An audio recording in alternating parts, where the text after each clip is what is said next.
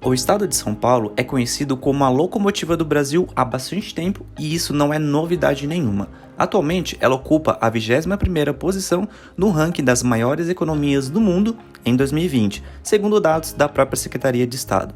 A posição é superior a países como Argentina e Bélgica.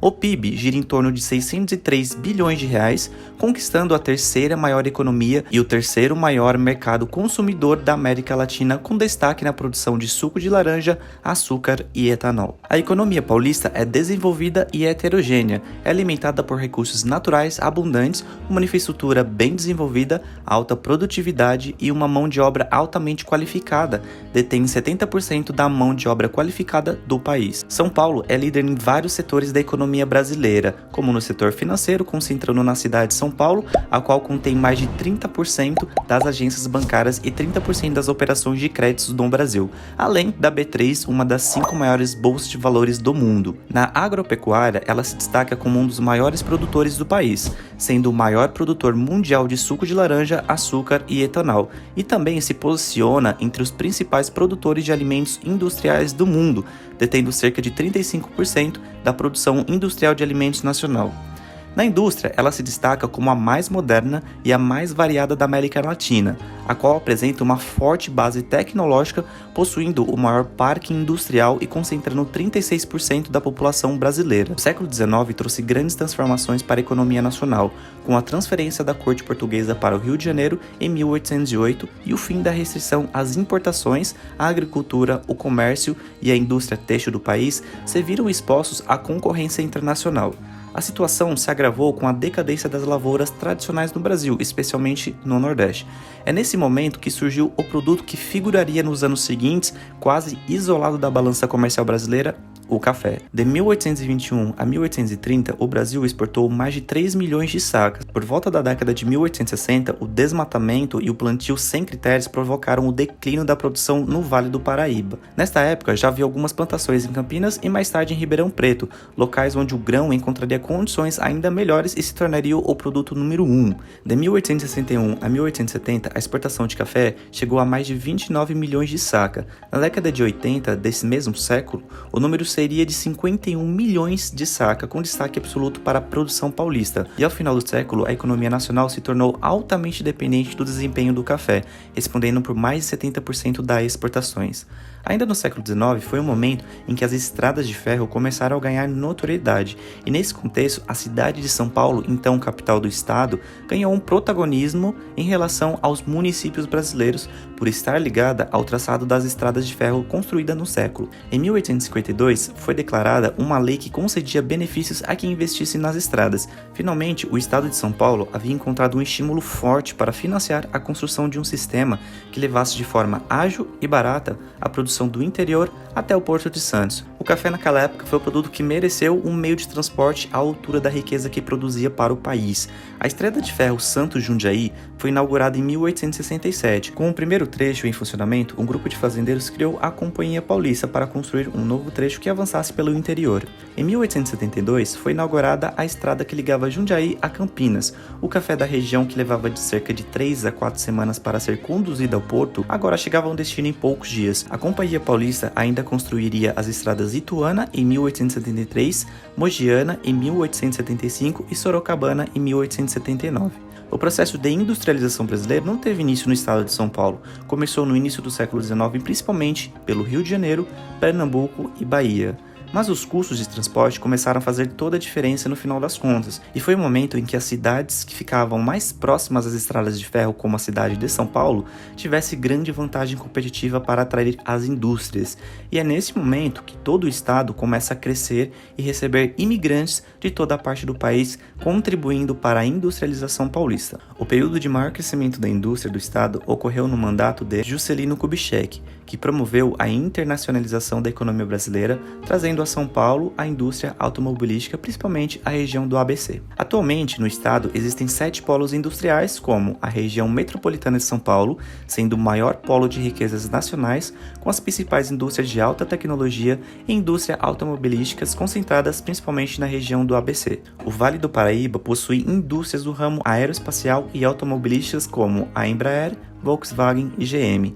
Já a região metropolitana de Campinas é conhecida como Vale do Silício Brasileiro devido a concentrações de indústrias de alta tecnologia. A mesorregião de Araraquara, Piracicaba e Ribeirão Preto constituem por polos de diferentes áreas, como a fábrica da Coca-Cola, Nestlé, 3M, Electrolux, Faber-Castell e Lupo. Por último, o estado conta com um polo automotivo e foi justamente em São Paulo que a indústria de carros começou a crescer no Brasil, abrigando empresas como Honda, Volvo, Hyundai, Mercedes, Toyota, entre outras. O polo tem mais de 50% do pessoal ocupado no segmento de fabricação e montagem de veículos automotores, reboques e carrocerias nacional, e também corresponde por cerca de 45% de todos os veículos automotores produzidos no país, além de ter a maioria das empresas de autopeças do Brasil. Além da indústria, o estado de São Paulo é uma das unidades federativas do Brasil que mais contribui para a produção agropecuária do país.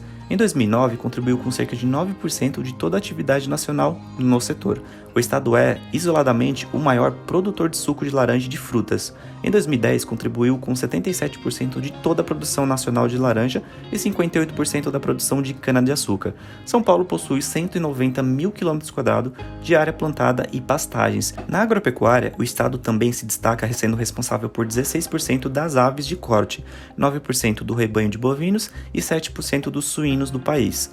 Os dois maiores destaques agrícolas do estado são a cana-de-açúcar e a laranja. Em 2019, São Paulo produziu 425 milhões de toneladas de canas-de-açúcar. A produção paulista equivale a 56,5% da população brasileira de 752 milhões de toneladas. Supera a produção da Índia, que é o segundo maior produtor mundial de cana. Com isso, o estado se tornou um grande produtor e exportador de etanol e açúcar.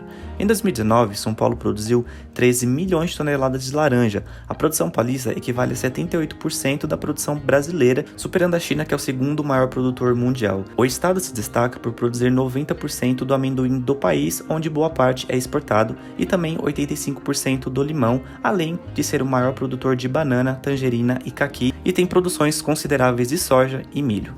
Além disso, possui o maior porto, o de Santos, que é o principal porto brasileiro em valores de carga movimentadas, responsável historicamente por no mínimo 25% do comércio exterior do Brasil, e configura anualmente sendo um dos 50 maiores portos do mundo, sendo referência das indústrias de portos e navegação. Segundo dados do Mensário Estatístico no acumulado de 2021, o Porto de Santos atingiu a marca recorde de 49 milhões de toneladas movimentadas em 2020, ao superar em 8,3% o resultado do mesmo período de 2019. O estado conta também com um dos maiores hubs da América Latina, o Aeroporto Internacional de São Paulo, em Guarulhos, inaugurado em 20 de janeiro de 1985. O aeroporto funciona 24 horas por dia em todos os terminais, com uma área patrimonial de quase 12 milhões de metros quadrados, conta com 2 pistas de pouso e decolagem, possui também 179 pontos de estacionamento de aeronaves e 54 pontos de embarque, e é também no estado que estão 19 das 20 melhores rodovias do Brasil. São esses fatores, além de outros, que fizeram com que São Paulo atingisse um crescimento de 2,8% em seu produto interno bruto em 2019, segundo dados do Banco Central. O desempenho da economia paulista foi maior que o triplo da média nacional, na faixa do 0,9%. Como vimos, o estado de São Paulo realmente se destaca em todo o contexto nacional por sua participação expressiva no mercado. E agora, o que esperar dessa potência para o futuro? Robusta e diversificada, a economia paulista agrega um valor gigantesco para o país, caracterizado pela qualificação de mão de obra. Em 2019, 32% da Receita Nacional de Comércio veio do estado de São Paulo. E por fim, o estado está olhando para o assunto do século, que é a relação e respeito do homem com o meio ambiente. Alinhado com as normas internacionais de conservação e prevenção, o desmatamento ilegal no estado foi zero e houve recomposição de florestas, e seu impacto veio pela conquista da classificação 8 e 17 dos 17 Objetivos do Desenvolvimento Sustentável. Definitivamente, o estado de São Paulo se destaca em todo o contexto nacional por sua participação expressiva no mercado. Mas e agora? O que esperar dessa potência para o futuro?